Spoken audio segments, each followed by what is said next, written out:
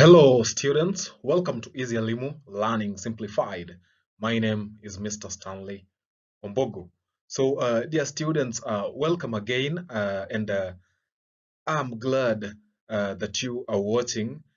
So today, allow me take you through debating. So debating is under listening and speaking. And talking about debating, we're going to look at what a debate is, and again, we're also going to look at the debating process. So talking about the debating process, we are going to look at that is some of the things that we as debaters are supposed to do. That is before a debate and during the debate, meaning that we are going to look at the preparation time, what we are supposed to do in preparation for a debate.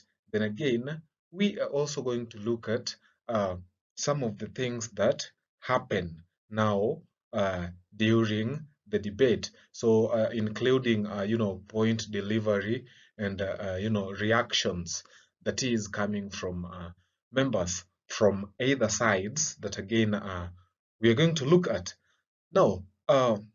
Allow me start by giving the definition of a debate. So, a debate is a formal contest of argumentation between two sides. So, when we talk about a formal contest of argumentation, dear students, these simply means that a debate is an argument that is structured.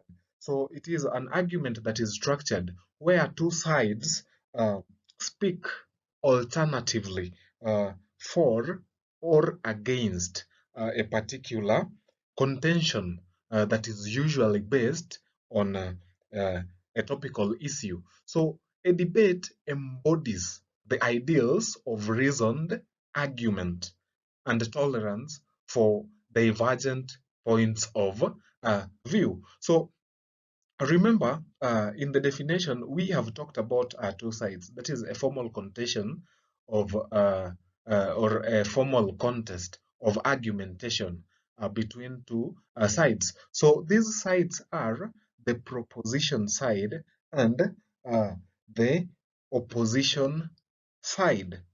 The proposition side and the opposition side. So these two teams are presented with a resolution, such as, so talking about a resolution, this is now where the motion comes in. So the two teams are given a motion, that is, they are presented with a resolution. So we can talk about, an example, boarding school being better than a day school, or day school being better than a boys school. So the teams are given enough preparation time. So we have got the team that is the affirmatives. So the team affirming the resolution are the one to speak first. Then we have now the opposers, that is the opposing team, must now refute the arguments offered by the affirming team and offer arguments rejecting their solution. So again, talking about the example that I've given, boarding school being better than uh, day school. So this simply means that the first team, that is the affirming team, will argue, in favor. That is, they will argue for or in favor of the motion. That is, they will support boarding schools. Then the opposing team, in this case, will now refute the arguments offered by the, affirmatives, that is about the boarding schools, and they will also give their arguments rejecting that resolution. So both sides are given the opportunity to present their positions, to directly question the other team. Then we have judges. So in these, some of the participants, talking about the people we have in a debate, we have the judges, Mhm.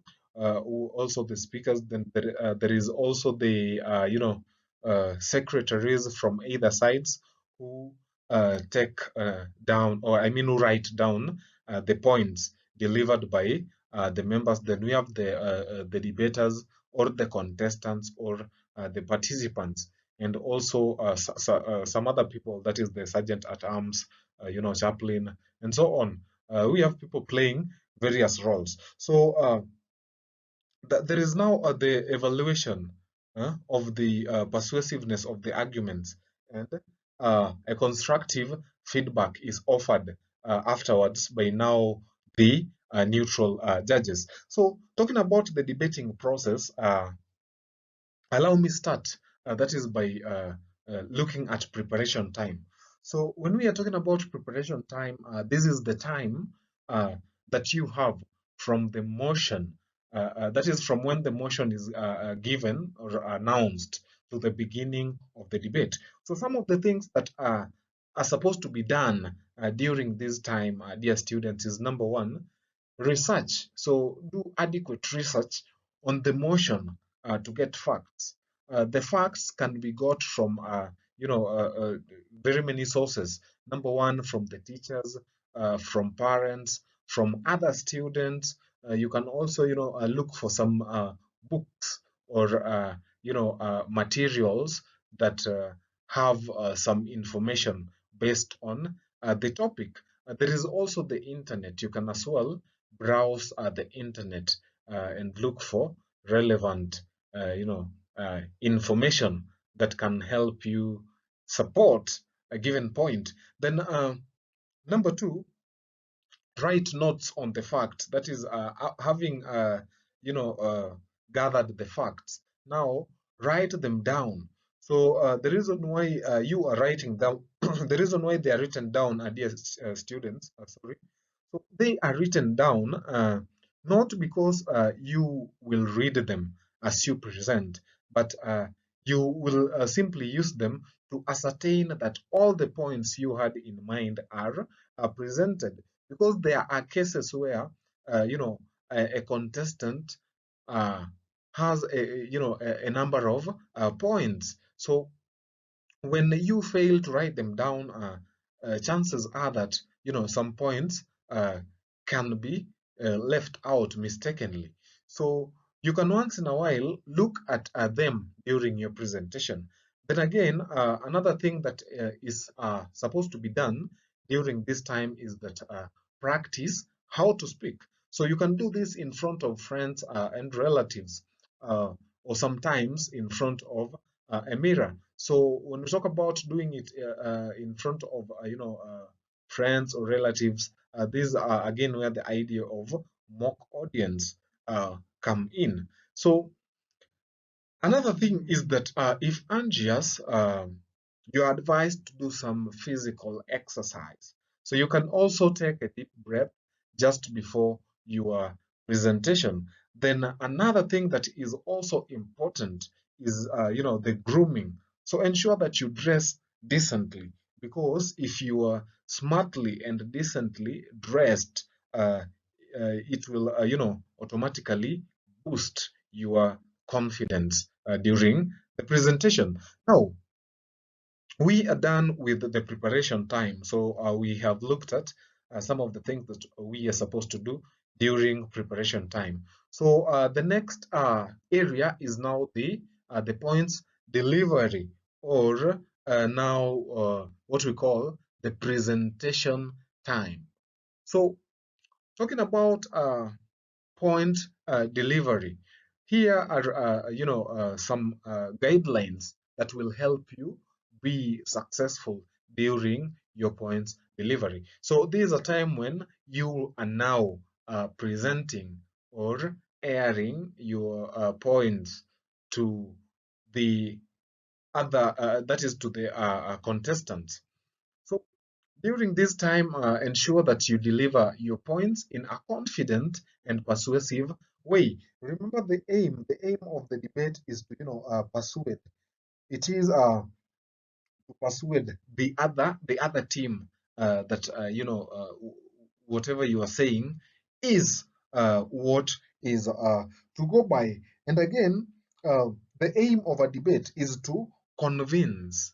It is to convince the opposition that you are right. So if you want to convince the opposition that you are right, then you must try to deliver the points in a persuasive way. So again, vary your tone to make you sound interesting. Remember that listening to one tone is boring. So that is tonal variation. Vary your tone where necessary. So also speak quite loudly to be comfortably heard by everyone in the room. Remember that shouting does not win debates. So be audible. Just be audible, or project your voice. Uh, uh, you know. Enough. Another thing is that make eye contact, not just eye contact, but meaningful or appropriate eye contact. So make eye contact with your audience, but keep shifting your gaze. Do not be staring at one person for so long. Then again, concisely and clearly express your points to be understood by your audience members, that is, members of the audience. Again, as you deliver your points, dear students, provide a proof for each point you put across. If you don't, you will not earn a point. Your point ain't gonna be recorded by the secretary if you do not provide, that is, give reasons or examples to support the point you have uh, delivered or put across, it ain't going to be recorded. So again, speak slowly and enunciate your words.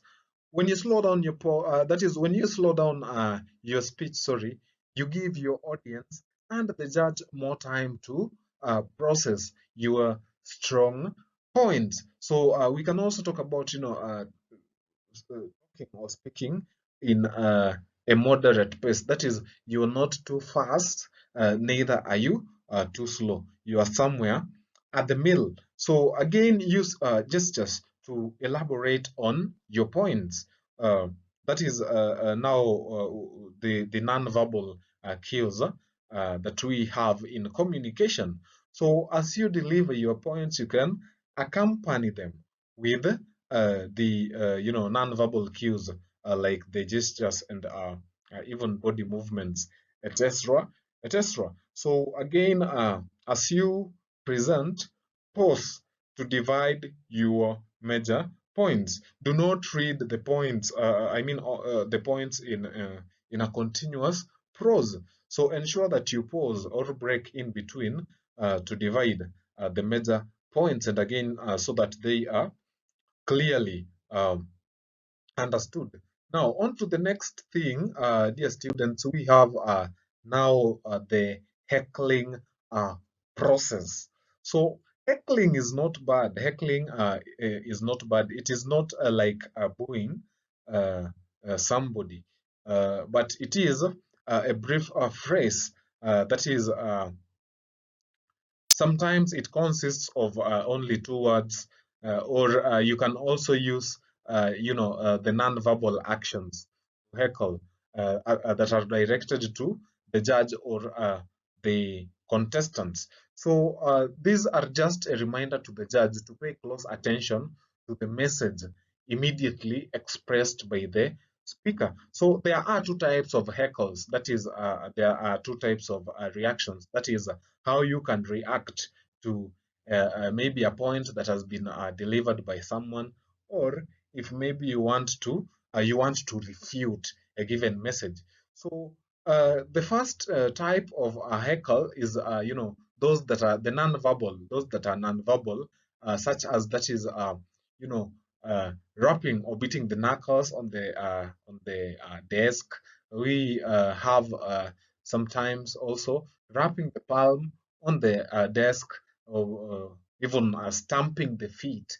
So they are meant to encourage the judge to heed a particularly strong point being made by the speaker. So the other type is now those that are verbal. So those that are verbal, examples of heckles that are verbal is using the word objective, using the word evidence, or point of information. So these ones are said after standing up by one member of the opposing side. So they are meant to alert the judge to a problem in the opposing side's argument. So the ones that we have mentioned are used to disagree politely. That is to also refute the message given by the members of the opposition. So, dear students, that brings us to the end of the session. Thank you for staying tuned till the end, and keep it easy, Limu, always. Until next time, bye.